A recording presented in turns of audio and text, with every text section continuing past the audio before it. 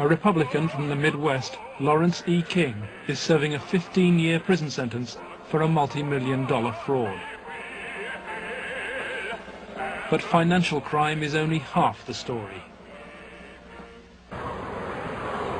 This is the true story of Lawrence King. It is the story of an evil at the heart of America, of a cover-up at the highest level.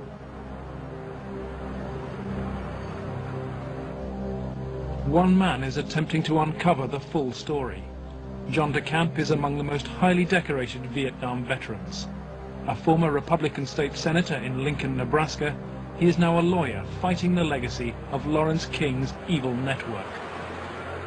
It's a web of intrigue that starts in our Holy of Holies, Boys Town, Nebraska, one of the most respected institutions in the United States, and spreads out like a spider web to Washington, D.C., right up to the steps of the nation's capital, the steps of the White House. Involves some of the most respected and powerful and richest businessmen in this United States of America. And the centerpiece of the entire web is the use of children for sex and drug dealing and drug couriers, the compromising of politicians, the compromising of businessmen, but worst of all, the corruption of key institutions of government that have the duty and responsibility to make sure these things never happen. World-famed Boys Town is in the news again. Made famous by an Oscar-winning film, Boys Town, Nebraska is America's favorite children's charity. It was founded in 1917 by Father Edward Flanagan. The saddest spectacle in our social life is the neglected, unwanted, and unloved boy who has become a serious problem in our society. Boys Town was started to be a home for orphans. That was after World War I. And since then, society has changed and the problems of boys have changed. And so now it's a question of taking care of homeless, abandoned, neglected, abused boys, and now girls also. With cash reserves of $500 million, Boys Town is the richest square mile in the world. It has been granted the privileges of an incorporated town, a Catholic diocese, and a school district for 500 boys and girls. 1/3 of its annual income is raised from public donations, solicited by begging letters and promotional videos. I'm Father Val Peter, the caretaker of Father Flanagan's Stream and the executive director of Boys Town. Does Boys Town really exist, people ask me? You bet it does. Located in the heartland of America, Boys Town youth have come from many backgrounds and locales. As they graduate, they shall seek new adventures and head for different places. But always, they shall carry with them the spirit of Boys Town. If you'd like to help Boys Town, send your tax-deductible gift to Father Val Peter, Boys Town, Nebraska, 68010. Boys Town, for me, was the first thing I ever heard of when you think of institutions that you respect. Believe it or not, I was there for a while when I was a young boy. Probably worldwide, there's no institution other than Boys Town that has done so much good for so many children over such a long period of time so successfully. When an institution like that gets contaminated, purposes of abusing children instead of protecting children, then you better, if you've got any decency at all, do something about it, or at least get it cleared up. John DeCamp lays the blame for the contamination of Boys Town on the one-time leader of the National Black Republican Council, Larry King. Larry King was the fastest rising black star in the entire Republican Party of the United States during all of the 1980s.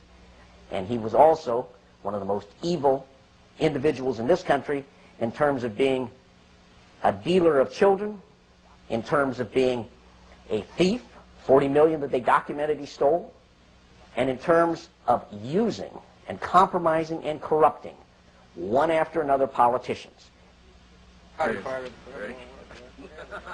The base for his network was a small people's bank in Omaha, Nebraska, the Franklin Federal Credit Union.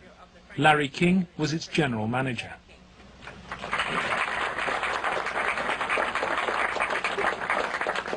Thank you. This is especially an exciting day for me. Mr. King was a very charismatic person. When he came to the credit union, he was brought in because the credit union was actually failing. He did everything to build the credit union. King courted the leaders of Omaha's wealthy business district. Banks, industry, and charities placed millions of dollars in King's hands. From 1979, Larry King developed close commercial ties to Boys Town, and Boys Town youngsters were sent to work for his companies. Boys Town had quite a few accounts at Franklin Credit Union. Those were considered very valuable accounts. They were handled exclusively by the bookkeeping department. But on the average of once a month or once every 2 months, we always seemed to incorporate a person from Boys Town. King used Boys Town as a source of young boys for his business and for sex and drug orgies. Paul Banassi was a victim of King's abuse. He was also sent by King to lure Boys Town youngsters off campus. We used to just drive around and go up toward the home. That's when we used to do some of the scavenger hunts with picking up some of the kids. You know, just kind of win their confidence, become friends with them for a while. Start inviting them to the parties. The kids were 10 years old or older. In 1986, King's plundering of Boys Town was reported by staff to the chief executive, Father Val Peter. Subsequent testimony proves that he carried out his own investigation, but that King's victims refused to talk. Nebraska has a very clear statute that child abuse allegations should be reported to authorities. They shouldn't be reported to the principal of a school, director of a facility. They should be reported directly to either Child Protective Services or law enforcement. An internal investigation at Boys Town would have no status. I mean, in other words, that evidence collected may be something that could augment, but it certainly could not take the place of an investigation, a criminal investigation. Could you understand why a very detailed report from a social worker employed at Boys Town, identifying children and identifying their alleged abusers, never saw the light of day? Nothing happened with that. No, I couldn't understand that, because had I known that had been, I wouldn't put up with that. But is that something like that happened?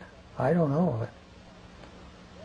Well, in retrospect, I regret having any association with Larry King. Had I known it at the time, it would never have happened. Despite the investigation, Larry King remained free to feed his pedophilic parties with child victims. But in 1988, a routine review brought the Boys Town cases to the attention of Nebraska's State Foster Care Review Board. And the information presented to the Foster Care Review Board, either via the telephone reports, the personal reports, or the reports we reviewed, Larry King's name was consistently present as someone that the youth were making allegations against. I mean, I turned that information over to authorities, and nothing happened. I would say we handed over at least a foot-high amount of material. Generally speaking, the allegations were ignored. Omaha police now accept that Larry King may have been abusing children. Good morning, Roberta. Good morning, Steve.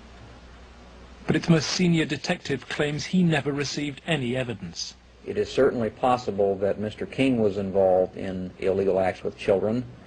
If there was sufficient evidence of those types of allegations, he would have been prosecuted by the county attorney's office.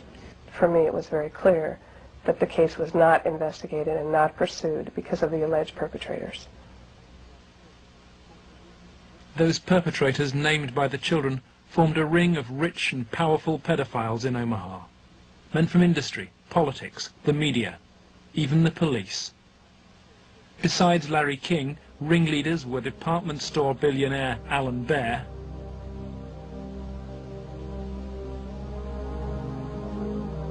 and the celebrity columnist of the Omaha World Herald newspaper, Peter Citron.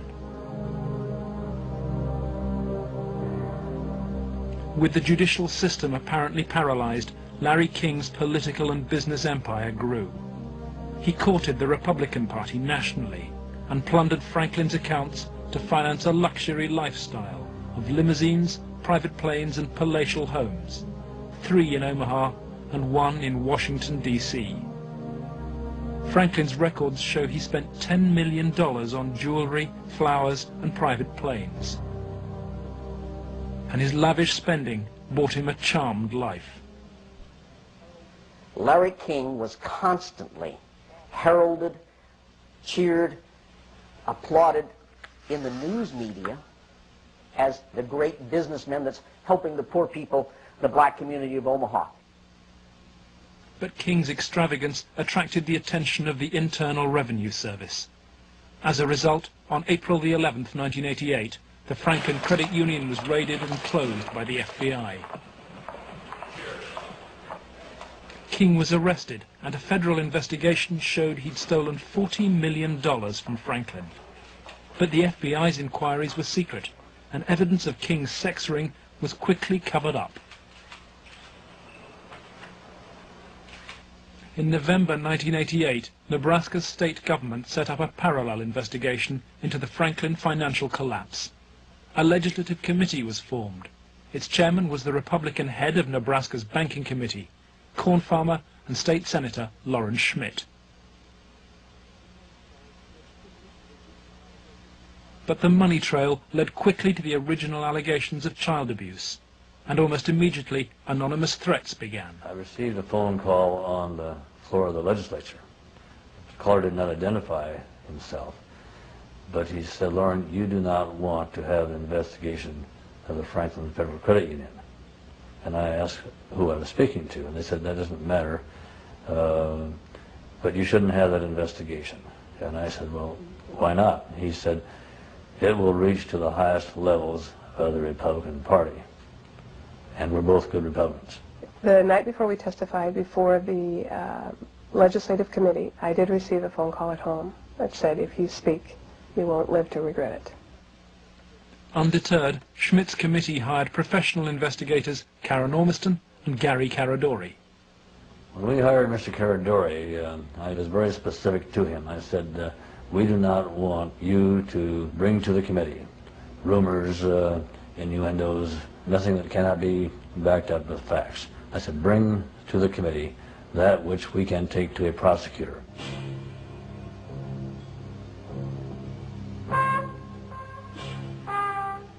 On the streets of Omaha, Gary Caradori and Karen Ormiston found new victims of King's paedophile network.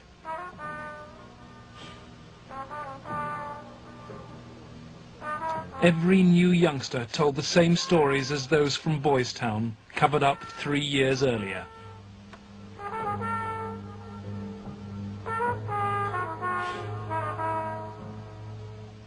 They were telling us about prominent people in Omaha and elsewhere that were abusing children at parties. The prominent citizens' names that originally came up were of concern to me because I knew many of those individuals, and I very frankly was shocked to have those names show up on the list. Ormiston and Caradori recorded their new witnesses on videotape. A victim of abuse since he was 8, Paul Benassi was present at many of Larry King's sex parties. Who are some of these people that would come to these parties? Larry King, Peter Citron once in a while. He didn't seem like he was like those people. Media personality Peter Citron procured some of his victims from Boys Town. The kids he liked were mainly around the age of probably about 8 and 13. It was mainly fondling and oral sex with them. He did have some anal sex, but he usually did that with the older kids. But Citron's abuse of Paul Benassi involved ever more sadistic parties. He and those guys tied me up and...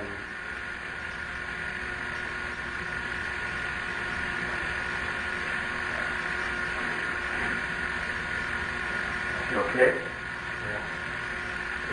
tied me up and had some other kids perform sex on me, and they were hitting me, and they burned me some cigarettes. Okay. Just take a deep breath now. Whenever you were tied up, was there anybody else present other than you, Peter Citron, and Danny King? Yes. Who was that? It was Alan Bear sometimes, Larry King, Bob Marino, and also Troy Bonner. Troy Bonner would tie you up? I was there. Troy Bonner was 17 when he was introduced to the paedophile parties by Alan Bear. He lifted me up, kind of moved me over to the bed, said let's get on the bed, and put his head down, started performing oral sex on me while his penis was at my end. As they say, a 69 position. Yeah.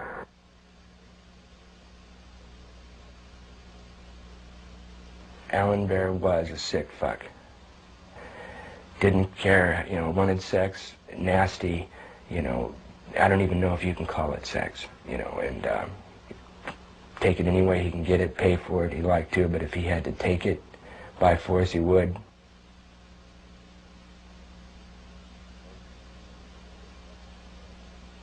Larry King was the same kind of sick fuck Alan Bear was, except Larry King was more violent, more sure of himself, I mean, I would, see him fuck a 10-year-old boy in the ass, until he bled, and, just pull out and stop, and, push him down, and then go out and, meet with decent people. King would also provide underage girls for abuse. Alicia Rowan was 15 when she attended her first party. I met some guys there that were from Boys Town, and it was at that party that I met Larry King. At the time that I met Larry King, I did not know that he was Larry King. I had met him. It was the first time I'd ever met him. Alan Bear and Larry King frequently hosted the child sex parties in penthouse apartments at the Twin Towers luxury block. A lot of it was me handcuffed with my hands behind my head and my feet tied, and doing different things. What do you mean? Sometimes there'd be a guy straddling over my face. Okay. Most of the time, Larry King took pictures quite a bit during that time. I know it's difficult. I don't know. Okay. And I think I could have said no. Okay. But I don't know. Okay. And Alicia, you're a victim. And with a young age, let's go off camera for a minute. We were appalled. It was incredible. It's incredible what these kids went through, I think. I was shocked when I walked in. There was a kid, I would say about 15 years old, out in the middle of the room. One guy was standing in front of him. He was bent over, and the other guy was like reaching under him, playing with his nipples, while a guy whom Jeff told me was a police officer shoving beads up his rectum. The police officer was shoving beads up his rectum? Yes. Everything, I mean, from just, touching to, fruit, squash, huge squash, that big around, stuck into you, into your ass, heat things, hot things, poked at you and stuck in you, I got those scars on my arm one night at a party where Larry King was, and he had brought somebody, I don't clearly remember who it was, wanted to see how strong a men we were or something, you know, and have us push our arms together. And you push your arms together. King has these same scars. And you push them tight together, and then you light cigarettes, and as soon as you get burning, you just drop them down between your arms and, you know, let it burn. You know, and they made us stand there naked and touch each other by holding our arms together and burn cigarettes. You know, it's on film someplace. And then they filmed it, burning, you know. And those of us that didn't like to be involved and didn't want to be involved were threatened. And who would do these threatening remarks? Larry King. Do you think Larry King personally did? I think he did. And when they threatened, you know, that I can go find somebody that will kill you, and it will kill your family, he didn't tell anybody. Larry King was also here. He came in and we drank and did cocaine. I didn't do much, and he turned me on to it. Larry King did. He didn't like me because, you know, I would get high on drugs, you know, and I would question him about, you know, how can you do that? I mean, once I asked him, you know, he wanted me to shit on him, urinate on him, you know, and I did, but gladly. You know, I mean, you know, I even said to him, you know, you stupid fucker. You know, I mean, I just sit on here paying me money. How can you get into that, you know? And I got, you know, beat up by it. I came home here a lot of times beat the shit from, you know, misspeaking my tongue, so to speak, and, you know, just telling them how I felt sometimes. Drugs was a strong part of how they got control of some of the kids, because that's what some of the kids were there to get. They would do the sexual acts and then be provided with cocaine or whatever type of drug they wanted. Heroin, you know, I don't know, but that was my drug of choice, you know. Till this day, I remain an addict, you know. Larry King was, I would say, the center of transporting the children around the country. The airplanes were usually in his name, at least in his name. They were paid for by Larry King. We met them in Pasadena. Met who in Pasadena? We met, Larry King was there. There was 3 boys that I had seen at one of the receptions at the French Cafe were there. And I'm almost positive they were Boys Town boys. Almost positive. They were there. You mean graduates of Boys Town or present? I think they were present because they were young. Well, how would they get away for a long period of time? I have no idea. Okay. Boys Town came up frequently during the investigation, but we found it very difficult to get information about Boys Town. I was not able to find any information on my visit there, and Mr. Caradori could not get information either.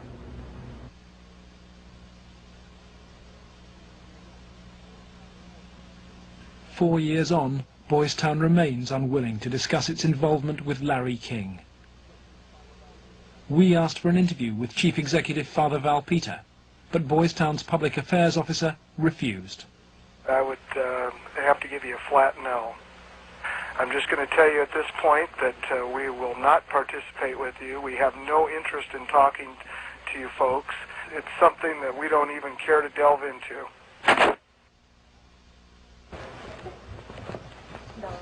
Hi. Hi, is Father Val Peter available, please? You can check in his office. It's the first one on the... Thank you very much. We're here because we have to give Father Val Peter and Boys Town every opportunity to talk to us about the very serious allegations. Turn the recorder off. Please step outside. Why is it that Boys Town is unwilling to discuss your relationship with Larry King? We don't have a relationship with Larry. I'm afraid papers that we possess show that Boys Town had a relationship with Larry King. I just suggest you be very careful about what you report. Excuse me? Unless you leave. By the spring of 1989, so serious were the child abuse allegations before the Franklin Committee that its chairman, Lawrence Schmidt, sought the advice of his lawyer, John DeCamp. He told Schmidt to turn over all the evidence to the FBI. Immediately, the videotaped testimony was leaked to a hostile media. The media immediately started discrediting the witnesses. They were, the witnesses came across in the media, in the Omaha World-Herald, especially, as the criminals. The last 3 victim witnesses were demolished by the press, particularly the Omaha World-Herald. The paper never looked for information that would support any of the allegations. The whole purpose of the stories was to destroy any credibility that these youth may have. I've heard that people said that Gary Caradori coached me and that he told me what to say, but the fact was I didn't meet Gary Caradori until way after I'd already talked to the Omaha police about the abuse and had named all the same people. And they didn't ask me very much about Larry King or even Alan Bear at all. They treated the allegations that I made about the people who abused me almost like a joke. The information did not come our way. It was given, as I said, to the FBI and the Nebraska State Patrol. They conducted their own investigations of the information. The stories were of such significance that the investigators first wanted to prove the accuracy of the stories. As they set about the investigation of the 3, initially 3 and then a 4th person who were telling the stories, as the investigation developed, it became obvious to the investigators that the information was not accurate, that in fact it was an entire conspiracy of allegations, none of which had any truth to them. I was very disappointed with the way the FBI and law enforcement treated the victims. They, in fact, turned them into the offenders, so to speak. And instead of taking the evidence that was delivered to them by the victims and interrogating the persons whom the victims identified, they seemed to bear down and try to get the victims to change their story. Troy Bonner was brought in for questioning by the FBI. The FBI's attitude was, just no, that these kind of things don't happen. From the first interview when I went, and realized they don't believe a fucking thing I'm saying, they were just appalled, but I realized what that look in their eye was back then. It was fear. It was fear of every, I had witnessed, firsthand things that would, destroy this city, people, a position, what I mean? It's not going to be believed, they said. It will not be believed. You will be found guilty of perjury, and they weren't telling me maybe. They were saying, there's no way. You go on with this story, you're going to jail. That was said to me direct. Just out of fear, I came to recant the story out of fear. Troy Bonner agreed to recant his videotaped testimony and state instead that his evidence had been invented. Next, the FBI used Troy in an attempt to trap Alicia Owen into recanting her evidence about Larry King's ring of powerful pedophiles. The phone call, recorded by the FBI on March the 9th, 1990, proves conclusive evidence for John DeCamp. This is Special Agent Michael F. Mott. The following will be a consensually recorded telephone call between Troy Bonner and Alicia Owen. Hello. Hi. Hey, what's going on? I'd like to ask you that. Talk to me. No, you talk to me. I don't understand why you're lying. Why are you lying? What are you talking about? That's what I'm asking you. You're calling me why I'm lying? Yeah. You can talk to this whole thing, Alicia. You're full of shit. Either tell me what's going on. You're full of shit. Hey, look. Who do you have listening on this line? I have nobody listening to me. I'm listening to you, and I'm hoping you give me some fucking answers. I'll be honest with you. I don't know what kind of game you're playing. I'm not trying to play a game. And I don't know who you have listening to this phone call. You're being stupid, Alicia. I'm not going to go to jail for you. And that's what's going to happen. Why would you go to jail? Jail for telling the truth? No, jail for lying. What have you lied about? I haven't lied. Okay, but why are... Listen, shut up. Listen to me. You're not out here being talked to them every day. The pressure's kind of hard. You literally have to have bricks for brains to take on the FBI in this country. And that's exactly what you'd have to do this properly. They now, in my opinion, in my investigation, are the architects of the cover-up. We asked the FBI for an interview about its investigation of the Franklin scandal. Larry Holmquist with the FBI here. We feel it would be inappropriate for us to comment. We work this with the Omaha Police Department, and we just don't feel it would be appropriate for us to make comments.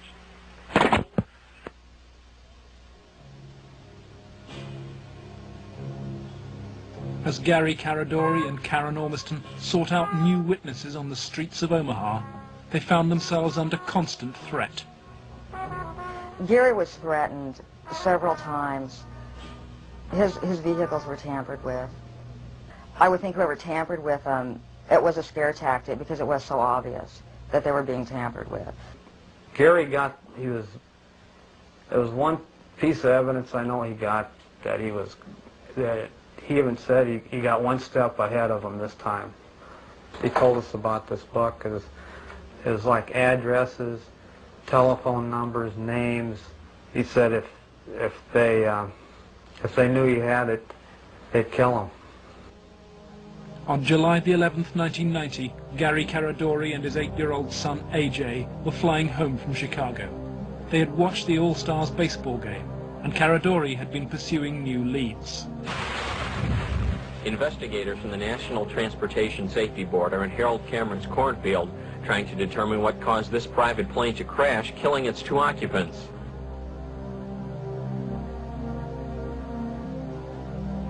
The bodies of Gary Caradori and 8-year-old AJ were found in the wreckage. National Transportation Safety Board investigators say wreckage from the crash is apparently strewn over a 3/4 to 1 mile long stretch in this field. The fact that the wreckage is scattered over a large area certainly demonstrates that it did break up in flight. The exact mechanism of breakup yet is still unknown. The federal investigation was never able to discover what tore the plane apart. There are things missing from the plane. His briefcase is missing. Again, we'll never know what all was missing because I don't know what he had with him. I don't know what he did in Chicago. He may have had information he was coming back with.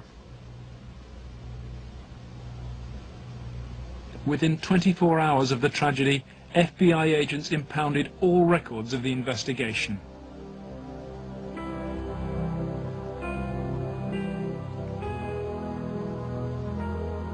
Gary's widow, Sandy, is still unable to come to terms with her loss. As a mother, I don't want to ever think that somebody murdered my child, let alone my husband. But I think if you'd ever talk to any parent, be it mother or father, who's ever lost a child, I mean, the worst thing that you can think of is that somebody would want to murder a child. I really feel that somebody killed my brother. And inside me, I know that somebody killed my brother. If somebody could help us out somewhere, somebody knows something. And may God help those who did that to him and his family.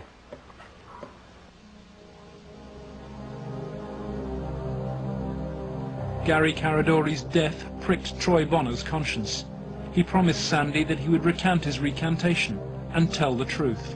I set the record straight. I was, going to do it. And would, the truth would come out, and somebody would be held accountable for his death. And then at the funeral I had seen, FBI guys, and they looked at me. I was supposed to meet Senator Labetz and Schmidt for lunch after the funeral.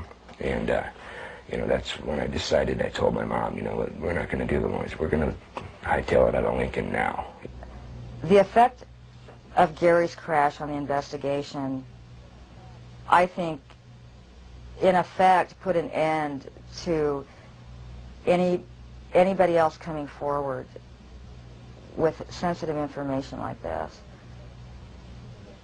That's when I was finished, because I figured out if they murdered Gary and his son, there was nothing that would stop them. There was no piece of paper, there was nothing we could come up with that was going to get anything done. Under pressure from the FBI, Troy Bonner agreed to tell a Douglas County grand jury investigating Larry King that he and Alicia Owen had concocted the entire child abuse story on payment of a $500 bond. Troy Bonner was to be the star witness against Alicia Owen, but he grew uneasy about maintaining what he claims were the lies fed to him by the FBI. But when his brother Sean died in an inexplicable gun accident, Troy and his family were convinced they'd been sent a warning message. You know, and they killed him just flat out, right? Somehow, professionally, made something happen, you know, to shut me up. The purpose of Sean's death? To instill fear. And it worked.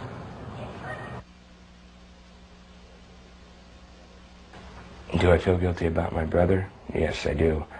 That's where all this is coming from. This is where the energy, that's where the energy is coming from, that I'm getting to do this. It's for him, because, I mean, it should have been me there instead of him. Really. I mean, I'm not trying to make anybody feel bad, but I mean, he was brilliant and you know, innocent.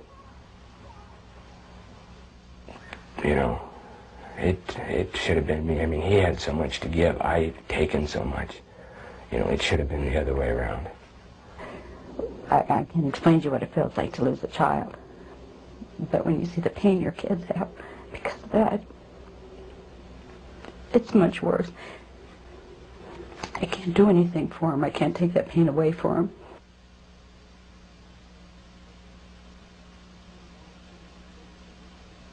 Lauren Schmidt's legislative committee issued a report denouncing the grand jury.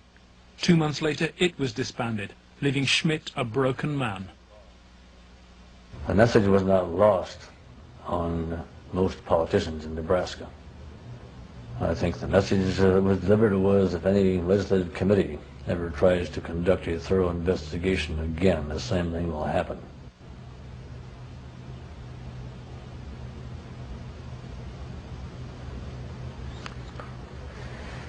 It has shaken my faith in the institutions of government. I used to be a firm believer that the system would work, and that people who did things wrong would be punished. And we discovered victims who claimed to have been abused and who the grand jury acknowledged had been abused. But they did not try to find out who had abused those individuals. Instead, they convicted Alicia Owen of perjury. Indefensible from my point of view. In July 1991, Alicia Owen was convicted of perjury. Her sentence was between 9 and 25 years. I can't find a case in the history of this country where some kid got sentenced to 25 or 30 years in prison for something like this. If you were going to pick a what I call a tell sign, something that says something fishy about the whole thing, it was in the sentencing itself. For some reason, they had to send a signal to every kid who was a potential witness. My opinion again. A signal so loud and clear, if you dare to come forward, if you dare to talk, watch what happens. 3 months later, Larry King was jailed for the $40 million fraud. He was given a 15-year sentence, 10 years less than Alicia Owen. John DeCamp is now the only man fighting to help Larry King's victims. He's become the lawyer for Paul Bonassi and Alicia Owen. I live in Nebraska. Hell, I was born here, raised here. I have 4 kids growing up here. Like it or not, it's my heritage, you know. Well, if it's a dirty cesspool that I got to live in or look back on that I left, that ain't good. The real cost, if I were going to say to my family, has been the fear and intimidation it's put in some of the kids. A couple of the kids are really, really frightened and really had some sleeping problems over it, you know, hear this or that. So that's been the real concern I've had. In the face of mysterious threats, John has turned for advice to his friend and one-time boss, former head of the CIA, Bill Colby. Old Bill Colby told me better than anything. The one thing that the bad people can't afford is publicity, and knocking you off right now or doing something obvious to one of your kids would bring them more trouble than it's worth. I said, you have to consider the possibility of some danger to not only your reputation, but to your person. I mean, people do react rather violently to some kinds of charges, or particularly if they're true, there's more apt to be a negative reaction than if they're false. If they're false charges, then they can be reacted to in a normal way, by a libel suit or whatever. But if there's truth in it, there can be a danger in that situation. We've seen that happen in other cases.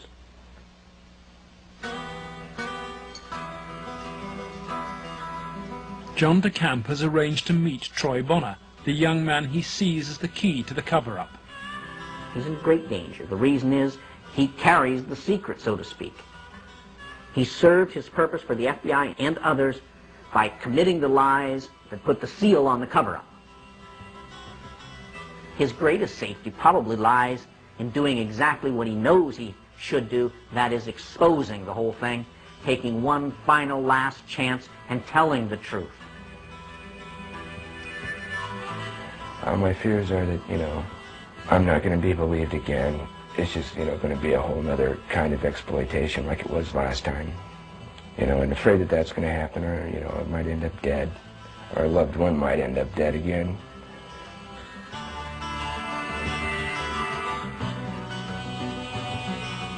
I want this to go forward and have something done so that all those other kids who a lot worse, more worse things have happened to can come forward and see that action can be taken, because there are a lot of other kids out there that, things happen to them that, a lot worse than happened to me. You have to, if you want to protect yourself and your life and your family's life, both now and particularly in the future, is to use the institutions of government that have been set up to protect you and make them work. That means you go into federal court, you go after the people that have done this cover-up, and you expose it so there's no longer any percentage on their part in eliminating you because the secret's out. That's why we're here today, to let it out. I have no doubt that he's now telling the truth, number one, and number two, that he originally told the truth. Potentially, they could decide to charge him with perjury, because now he is telling that they forced me to lie, I did lie at Alicia's trial, I did lie before the grand jury, I did it because the authorities were forcing me to do it, and I was scared for my family, my brother had been killed when I tried to back out the one time. Potentially, they could charge him with perjury this time. Alicia Owen is out of prison and on bail, while DeCamp appeals against her perjury conviction. As he prepares for a court hearing, new evidence of the cover-up emerges, and once again it involves Troy Bonner's evidence. The tapes that were shown to the grand jury had been edited. Everything that matched Troy's statement Shown that matched mine because I know it's was edited out. And I think maybe one of the things we want to do is show the judge specifically where these, little 5-minute segments of, look, this tape says this, and then show him it isn't in this tape, and this is the tape the grand jury saw. I'm going to attempt to get these tapes, and we'll see what happens next. But to obtain the evidence, DeCamp must approach some of the very officials he believes were involved in the cover-up, the county attorney's office which ran the grand jury. In the good old Alicia Owen case, 127-194, I'm trying to get the evidence, the tapes and the transcripts of Troy and Danny, Troy Bonner. It might be downstairs. We'll get that up here once. Yeah. I think there's 2 tapes. There should be, as I understand, and the transcript of them. But if I could get them, I could start reviewing them and figure out maybe a little bit on what's happening on some things. It's up at the county attorneys. They have all the bills up there. Robert, let me guess, Robert Siegler has them. Robert Siegler is the prosecuting attorney fighting to send Alicia Owen back to prison. After lengthy negotiations, DeCamp emerges with the tapes the grand jury never saw. I went with $4,000. I bought $4,000 of cocaine. Okay, and what airline? I flew out of American. Okay, and did you go direct? No, there was a stopover in Denver. No, it was a stopover in Dallas, Fort Worth. So you went from where to where to where? I went from Omaha to Dallas, Fort Worth, like an hour, and then a big plane from Dallas to Los Angeles. All right, did anybody go with you? Alicia Owen. If this indeed were left out of the grand jury proceedings, then I am totally shocked and angry beyond words. Here it is, so to speak, the smoking gun that they could go out and verify, the corroboration. In other words, the linkage to King that was denied. Cover-up. Organized, planned, deliberate cover-up. The courthouse, Wahoo, Nebraska. The hearings begin.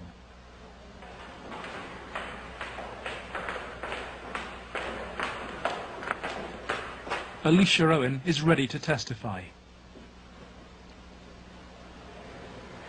So too is Paul Bonassi.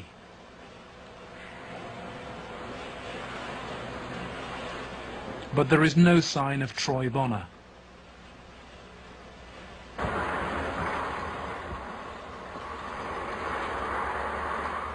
DeCamp discovers that Robert Siegler has sent the young man a threatening subpoena. Fearing arrest for perjury, Troy has gone into hiding.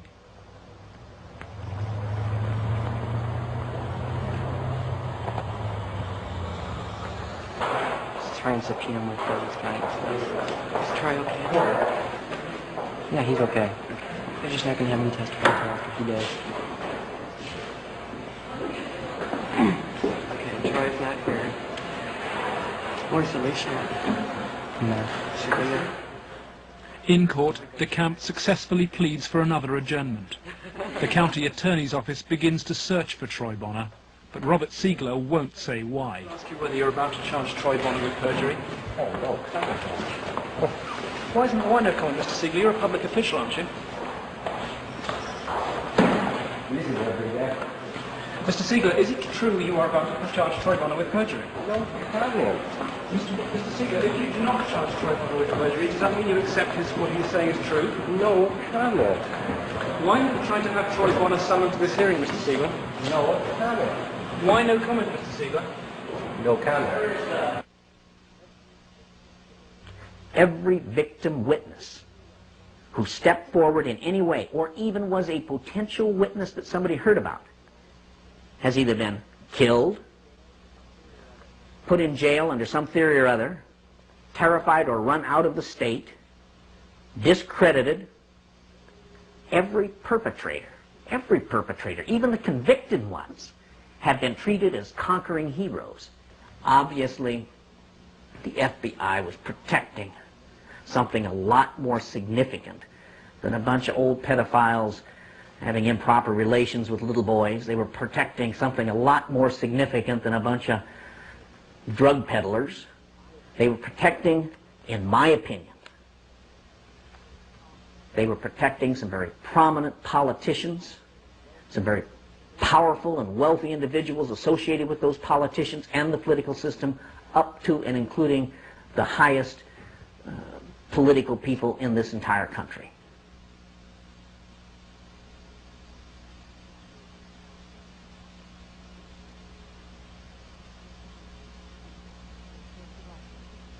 In search of answers, John DeCamp goes to Washington to investigate Larry King's powerful connections in the nation's capital.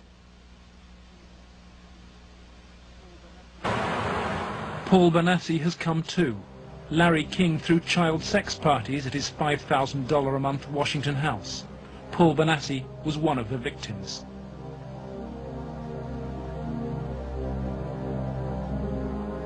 Larry King's house down in Washington, D.C. was a nice house. It was on what I believe it was Embassy Row, because that's what they kept talking about. There were a lot of flags from different countries when you drove around in the area. So tell me, Paul, how often did you come here?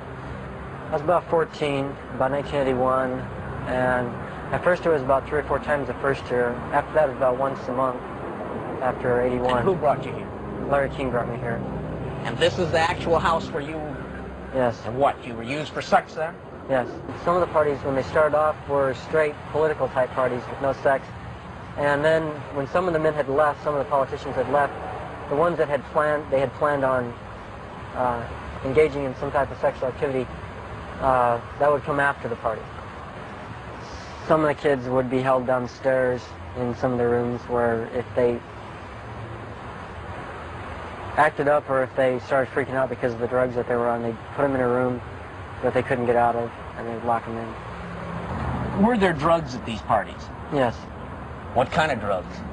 Anything you wanted. Cocaine, heroin, speedballs. You're telling me those things were at these parties where you had Larry King and prominent politicians? Yes. Were they readily available to anybody at the party? At the after parties, they were readily available for anybody. Beforehand, they did it more upstairs than they did anywhere else, and it was kind of in the back rooms. Were any attempts ever made that you know of to expose this situation? As far as I know, nothing's ever been done, and most of the people that were in there had already been, I guess you say, compromised. King's partner in sex crime was powerful Washington lobbyist Craig Spence. He took youngsters like Benassi on midnight tours of the White House. So you were in the White House then? Yes. And how did you gain access? Well, I came down with Larry King, but Craig Spence was the one that arranged the trip for us. And it was kind of a gift for our services that we were doing. How many times were you on this kind of a trip? I came to it on 2 times. 2 times. And were you used for sex on those occasions? Not until after we left. After you left the White House? Yes. What time of night? It was usually around midnight.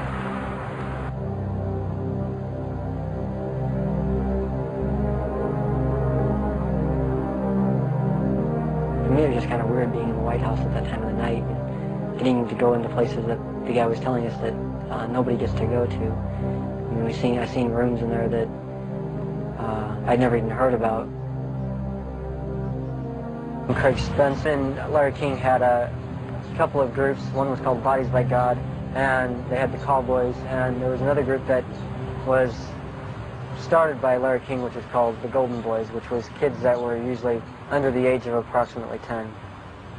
On the trail of Craig Spence, DeCamp finds the investigative reporter who exposed Spence's callboy network, Paul Rodriguez of the Washington Times. We had uncovered a series of allegations from some minors, and it led me to a callboy operation here in Washington. It sure fits with, this boy Paul Benassi. And he tells a tale of being brought to the White House on occasion, kind of as a reward for the kid. Craig Spence's dad, he committed suicide. He had advanced stages of AIDS. He was an AIDS carrier, and he killed himself. This was the thing that always bothered me. They claimed it was the largest male prostitution ring in the city that they've ever had uncovered. It was $1 million a year minimum. Yeah. And yet they only prosecuted the operator, Henry Vinson, and 3 of his lieutenants, as it were. Mm-hmm. They never went after any of the Johns or the clients. This operation, which was, again, quite large, claimed to have clients that ran from the White House to the Capitol Hill to the State House to the churches, within the media. And that's precisely what Paul describes as the people he was with. And a lot of the stuff led there, but we couldn't quite nail it at all cases because, again, to accuse someone of high stature, you've got to be very careful. I understand. We were able to do it through the mother lode, which provided us credit card receipts and canceled checks, and then lists of the clients. The prosecutors knew all this stuff. There was approximately 20,000 pieces of 20,000 documents that they had. They sealed the entire record when they found out I was accessing it. They required consent agreements from all the lawyers, all the clients, all the relatives of all the clients, all the hookers, including the clients themselves. Which means you can never gain access. They sealed them by court order. And we've attempted on several occasions to unseal that, and we've been told it will be cold day in hell before those records ever get unsealed. And it makes me wonder what's in those records. Yeah. The Attorney General is now involved. Bill Colby has passed DeCamp's evidence to a senior lawyer in the Justice Department.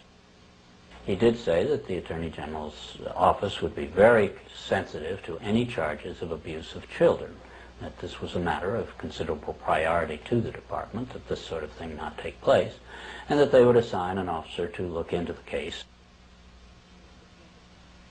For John DeCamp, the story of Larry King's corrupt empire holds a dire warning for America. If you can control about 3 or 4 key elements, you can totally own a state. You can make right wrong. You can make truth falsehood, falsehood truth. If you control the media, if you control the Justice Department, if you control the police, you own the system. It's beyond belief that arguably the most powerful person in the world, the President of the United States, in the form of Richard Nixon, could not prevent the investigation of Watergate, or that President Reagan could not prevent the investigation of Iran-Contra, and yet somehow this group of unnamed, unknown, anonymous individuals in Omaha, Nebraska have such power they can control and protect all of these people from being investigated. Those allegations are ridiculous. Well, first of all, Nixon did cover up Watergate, number one. Bush did cover up Iran-Contra, at least officially. And Omaha has successfully covered up this situation. In each case, it was the press that exposed the problem. It wasn't institutions of government. They had been corrupted. They had been compromised. They were the ones doing the cover-up.